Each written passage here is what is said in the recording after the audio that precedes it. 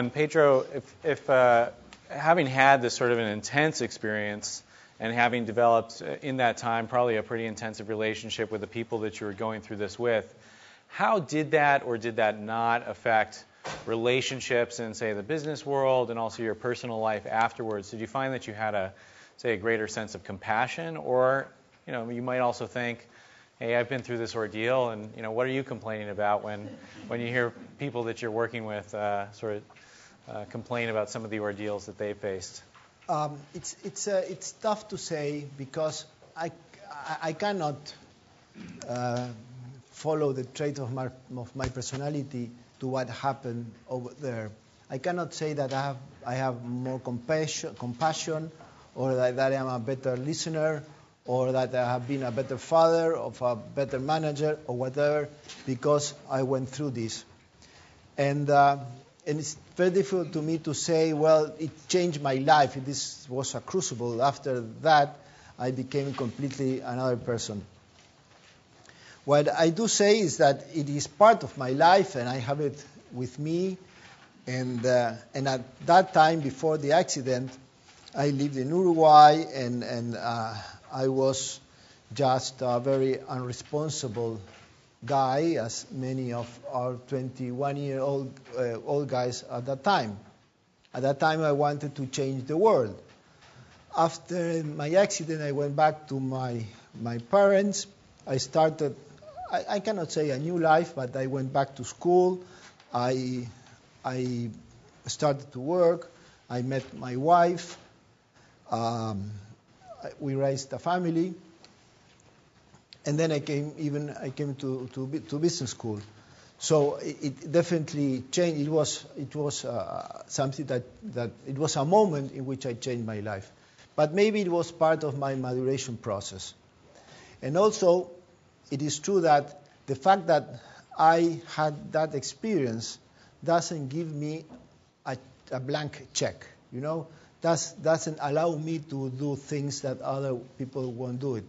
Doesn't give me a different perspective of many things. It might give me a different perspective, but that doesn't mean that I don't have other mountains to climb, And today, I suffer when my children go away, and I also have the same anguishes that many other people.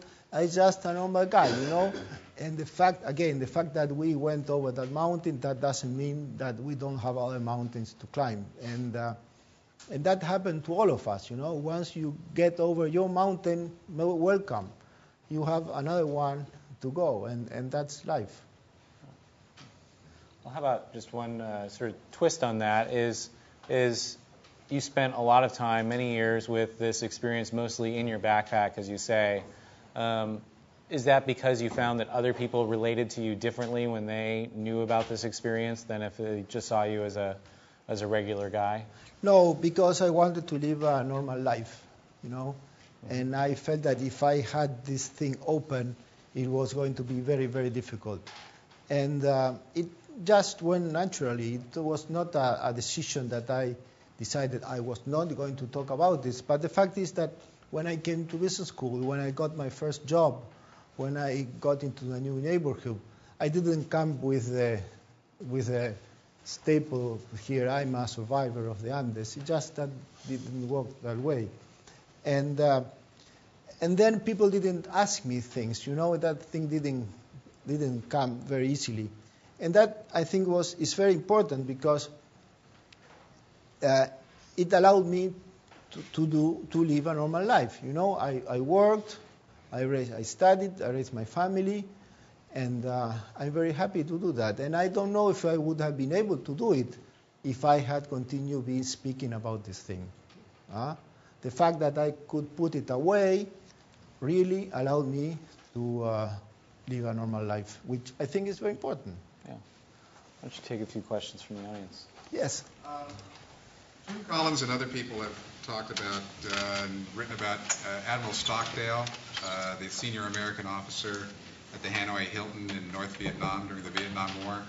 And the basic point that Stockdale made was the ones that didn't make it were the ones that were the optimists. The ones that did survive were the ones that were brutal realists. Did you see any of that in your experience? No, that was not our case. And some of the strongest and more willing guys, those which at the very beginning work much more than others. Two of the guys that went up in the mountain and spent a night in the open air, they died in the avalanche. There's no explanation for that. They would have been great team players. They would probably made the group hold much better. They might have walked out of the mountains before, or the guys that went now, you know. So I cannot say that we that survive are different from the guys that stay in the mountains. And I don't know why I saved my life and why the others didn't do it. But I cannot claim that we are different, that we are less optimistic or more pessimistic.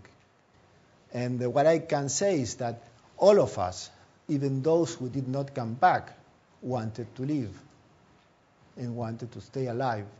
And as long as they had the hope to live, they struggled for life.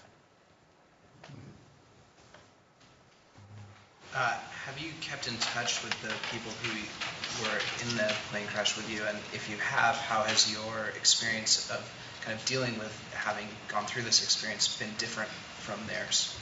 With my friends? Yes. Yes, we are in touch. We all belong to a same group. We get together every year and we celebrate very much that we are still alive. Books have been written on this thing. There's a film that has been done, a documentary has been done. Well, all those things also help us to be together. Some of them are speaking about this thing, others just kept it for themselves. I was among the ones who didn't speak about it until just recently.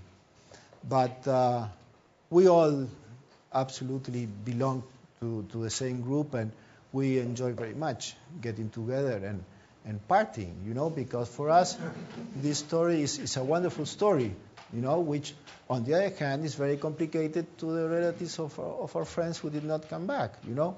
The strange story, which I still have to work on it, is that we don't think about our friends, you know.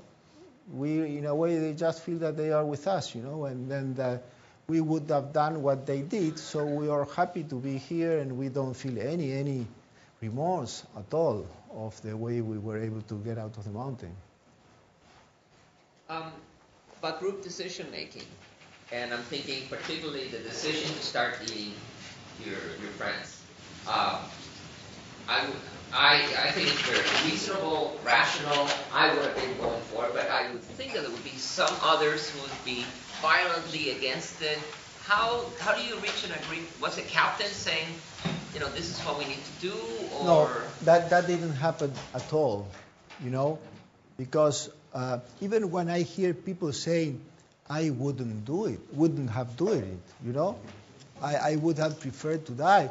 I say to that guy, you're not know what you're speaking, what you're saying at all, you know, because we all did it because we wanted to live, and we all wanted to live. So some needed a little bit more rationalization and you really think, but you want to stay alive? Yes. Well, you have to go and do it. And it's absolutely that way. It was not an issue for us over there. It was absolutely natural. The was the only thing that that kind of by the group or by individuals or we worked as a team, but we didn't have a 6 o'clock meeting, you know. It just happened, you know. It just happened. Groups started to talk. We talked about it. It was important that some of the oldest guys would agree on what we were doing, but one day we encountered ourselves doing it, or one day we encountered ourselves that 3 of the guys had been chosen to be expeditionaries, and they would leave someday, you know. But we didn't have a leader. the guy that would take the tough decisions. That didn't work that way. We were, on the other hand, when we are in that situation, many people ask me, well, how important was that we were a rugby team, or how important was that we had education, If we would have been soccer players, would that be the same? Or we would fought among ourselves and kill ourselves, And I'm sure that it would have been the same. Because after 10, 15 days living in such an hostile environment, all your cultural belongings, all your cultural prejuicios, the things that you thought before, and biases and all that stuff falls apart, and you're just there as a human being, It doesn't matter who you were before. You're just a human being living with other human beings, surviving. And that is how it go, It really didn't matter if we were a rugby team, educated or not, soccer players. It was important that we were young and that we were healthy. I think so. It allowed us to stay more time. But our attitude, the things that we do, that we did, the way that we worked as a team, I think that probably it didn't matter at all. The fact that we were human beings wanting to live is what really mattered. Thanks very much for sharing your story. Appreciate it. I had two questions. One, you spoke of the metaphor of climbing more mountains and putting it back into your backpack and taking it out. My first question is, how often do you do that? Is it sort of once a week? Is it once a year? Is it just sort of when you need some kind of inner strength? And the second, different question is, how did this impact your view of the value of a human life? And I could see both sides. I could seeing, my best friend die next to me and thinking, gosh, life is so fleeting, it's meaningless, and we're just, a tiny speck of dust in this great world. And then, but the flip side is you survived and sort of have this, I imagine, this incredible sense of power getting through that. I'm not a model. So I don't do that. It's not true that once per week I get with my friends and say, look, the mountain, we overcome. So next time we're going to do this way. It just happened. And now I'm alive, and I live, and I go to business school, and I strive through life, and I have children, and I'm angry at my children, and I have a spouse, and I just do a normal life. So I cannot give you an answer of how many times per week I go into my mountain. That doesn't happen that way. And during my business life, I never talk about it. I don't know how it had influence. I'm sure it has, but it's not something that had completely been coming back.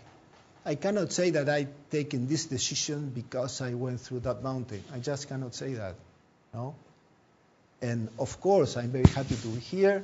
I'm very happy to be alive. I enjoy living, but I'm sure that I enjoy living as much as you are, as much as you do, because we are human beings. And even if you go through the worst ordeal, the day after, you just forgot it. You have to continue living. Dave. How did this experience change your faith and your spiritual life? I'm a believer, and I was a believer then, but I really think that the way that God helped us was giving us the strength to overcome the mountains. But I cannot claim to have seen God in the mountains. I cannot claim that I've been talking to God in the mountains. Although we prayed a lot, and we prayed for our families, and we prayed for ourselves, and we prayed for us, it was important that we still work to get out of the mountain, you know. And working meant to do the things that we had to do, to feed on ourselves, to do water, just not to let you die, you know. And nobody stay there praying, waiting for death.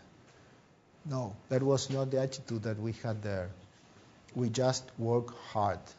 And we were able to work hard because we had God on our behalf. But I don't mean, again, that if we were not Catholics or that we had another religion, or even if we had not religion at all, we would not have done it the same. I don't think that being a religious people was something that really influenced the final outcome. No, it has helped as the same way it would have helped anyone else.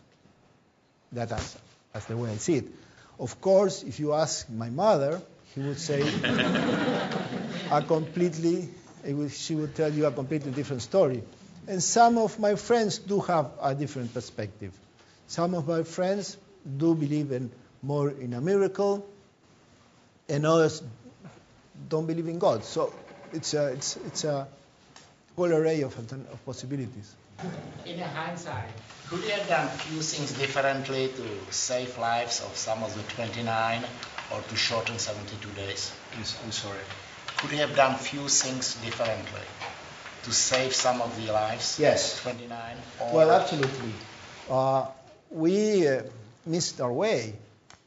The way was towards the east. If the guys who went walking about 45 days before they went toward the west would have continued walking, they would have gotten out of the mountains much earlier, and 2 lives would have been saved. The other thing that we have been said is that if we had burned the airplane, maybe someone would have seen the smoke and would have found us. We never thought about that. But I don't know if we would have dared to do it, because that would have meant burning our own house. You know, that was where we had everything that we had to do, you know. So it was a difficult situation. We have time for one more question, and then we can also go over and people can ask more questions. We have some food and drinks as well. Thank you again for sharing this amazing story with us. I would like to ask you, how is the transition after you were rescued to going back to normal life, and do you go back to that very moment of restarting your life again? Like, Excuse me? How is the transition of going from rescue? Yes. Now you realize you are a survivor. Yes. To going back to normal life. Yes. And do you go back? How often do you go back to that very moment to remind yourself, you know, I'm alive. I should enjoy my life. Well, that's something that you do when you meditate or when you think of what you're doing. It depends on the stage of your life that you're going through. But again, I'm not a role model for that. And what I believe is that, in a way, my story goes beyond me. You know, it's something that happened to me, that I have in my backpack, that I can share it. But I'm not a perfect guy. I don't stay thinking of what we did and how important to. I just live a normal life as everyone else. What is important is, and let me have 3 minutes more, Mike. Yeah. Is that many people ask me why I'm talking now, or how was the process, you know. And the truth is that things happened, you know. And the fact is that when you are 56, you are in the middle of your life, and you start thinking or looking at things with a different perspective. And I am, you know, looking things in a different perspective. And I was asked about 2 years ago if I would like to participate in an interview with all my friends. And I say no when they start asking me to do it. So what I did was ask my brothers and my children if they want me to participate in an interview. And to my surprise, they all said that yes, they would like to hear what I have to say. So I said, hey, maybe I should consider what I'm doing. And I went to that interview, and I spent a great time. I enjoy very much talking about that. So I really thought that that's something that I might do in the future. And then about 2 months later, I was in the mountains with my wife. I was looking the area where the plane crashed, and we had a guide. It was a woman in his mid-40s. And she came to me and said that she had experienced a horrible ordeal, and that her only child had committed suicide. And that the only reason why she was stay alive because our story provide her hope, And I look at her and say, I'm not a profeta, what are you talking about? I was almost going to say that to her, but I decided to let her go, And I realized that I had to leave that person with the hope that our story provide her, So it really goes beyond myself. It's a story that happened to me, and it could have happened to any one of you, and I'm sure that every one of you would have done the same, And it gives a lot of hope to people, and that's why I start to talk about it. So it could really give hope to others. And the other thing that I learned, and I think that it is important, is that we were in the mountain what we have been later in life. The guys that walk us out of the mountains are our heroes. And they have continued doing heroic things. And the others that would stay at the plane and try to keep the morale and work for the team and as a team, I'll continue doing that during life. And that speaks about your style of leadership, And that was very meaningful for me because I didn't walk out of the mountain, I didn't put the group on my shoulders and walk out of the mountain. And when in my business life I was asked to do those type of things, like cutting throats and overkilling competition and doing very extraordinary things, I was not a very good leader. But when I had to talk to people and empower people and to increase the morale of a group and build a team, I was very successful there, And the guys that were depressed in the mountains are still depressed now. But that also talks to you about what you are, what type of leadership you are, what type of leadership you want to be, and what are your limitations, restrictions, and on what things you have to work on. But luckily, you are in a good business school.